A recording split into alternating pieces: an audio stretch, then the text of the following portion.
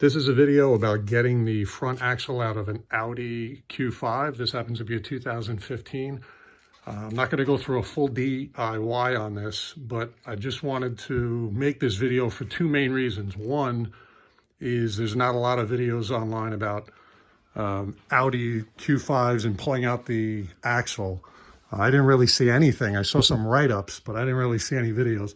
Second is, of the write-ups I saw, they talked about taking the pinch bolt out, which is right here, separating these so you could pull this out and be able to access that axle and get the axle out. This is the axle. The reason I'm replacing it is that rip right there and the clicking. So there's my aftermarket one here. But the main point of this video is to show how easy it is to get that axle out, okay? So I'm just gonna walk through some steps I did. I didn't intend to make this a video or a DIY until I realized how easy it was, and I feel I need to put this video up. First thing is you pop your center cap off. This is what it looks like with the center cap off. And you can access this bolt here, which is this one. Hell of a lot of torque to put on that. I basically broke it with this. Breaker bar, Husky from Home Depot. And you need one of these. I don't even know what size that is, but fits right in there. Stand up with the wheels on the ground. Don't take the wheel off, and you can break that. I did. I squirted some WD-40 in there to break that. That's the first thing. Then you take your wheel off. Some of the write-ups talk about taking the brake caliper off, the whole bracket. Don't touch that. Don't touch your suspension. Basically, after you do this, you can see the nuts back, or the holes back here, right in here, where they used to be. It's a little tricky to see that, but you can see something over there. But those holes used to have these bolts. These are triple square bolts. You can see that they're not hex. They're 12 point. So you need a triple square bit like this. So I happen to get this from AutoZone. It started to strip a little bit. So before I reinstall anything, I'm going to change that and get a real set. But nonetheless, these are the bolts that come out. Sprayed some WD-40 on them as well.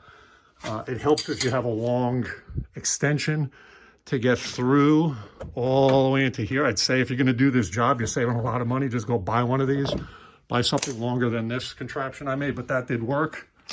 With this breaker bar, it was pretty easy to take off, a lot easier than taking off these.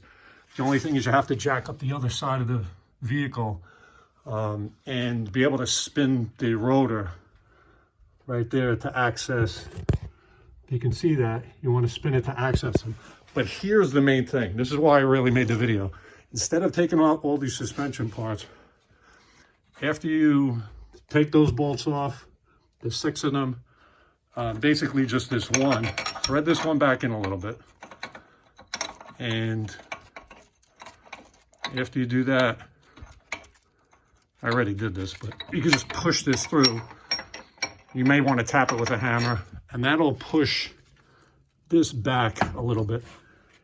And basically, if you take off this, which was right under here, held on by 2 plastic screws, get that out of the way. Watch this. This moves over here, slides right out. There it is. No need to take off anything. Brakes, suspension, whatever that bolt is called. I forget the name of it, but it seems like the impossible bolt. But I can't believe that people would, maybe it's just the 2015 that you can do this with. But now I'm about to install that. Maybe I'll post another video on how easy that is to put in. The only thing I'd really recommend is get a good quality one of these, because mine from AutoZone or wherever I got this from is starting to strip a little bit. So I don't want to try to put a lot of torque on those bolts going back into that with that problem. So hopefully this helps somebody to do the front axle the easy way, not the hard way.